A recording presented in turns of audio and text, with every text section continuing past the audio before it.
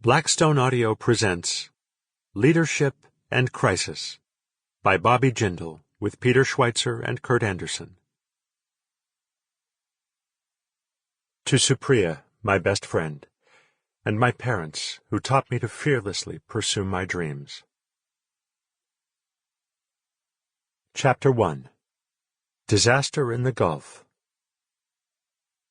It was a misty Sunday morning, May 2nd, and I was standing with my Chief of Staff, Timmy Teeple, on the tarmac of the Louis Armstrong International Airport in New Orleans. Air Force One had just touched down on the runway. It was a tense time in Louisiana, in fact, all along the Gulf Coast. It had been almost 2 weeks since the Deepwater Horizon oil well had blown, killing 11 workers, and now oil was spilling into the Gulf of Mexico, and this was the first time the President visited. The spill was growing in size by the hour and moving ever closer to the delicate shoreline of Louisiana. To us, it felt like a slow-moving invasion. You could see it coming. It was getting closer, and little seemed to be happening to stop it. Air Force One slowly eased toward us, and moments later the White House staff emerged. A member of the advance team took Timmy aside for a private chat with White House Chief of Staff Rahm Emanuel. Moments later the President emerged, and as his feet hit the runway pavement I extended a hand of greeting. "Hello, Mr. President." President Obama quickly put his arm around my shoulder and pulled me aside.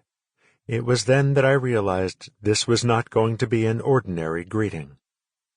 I was expecting words of concern about the oil spill, worry about the pending ecological disaster, and words of confidence about how the federal government was here to help. Or perhaps he was going to vent about BP's slow response. But no, the President was upset about something else, and he wanted to talk about, well, food stamps.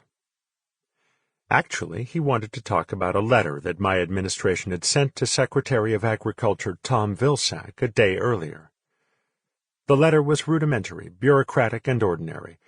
"We are formally requesting that you authorize under the OPA, Oil Pollution Act, the distribution of commodities to disaster relief agencies and the state." We had also sent out requests for federal assistance on fisheries failure and job assistance. In this instance, we were simply asking the federal government to authorize food stamps for those who were now unemployed because of the oil spill. Governors regularly make these sorts of requests to the federal government when facing a disaster. But somehow, for some reason, President Obama had personalized this. Sample complete. Ready to continue?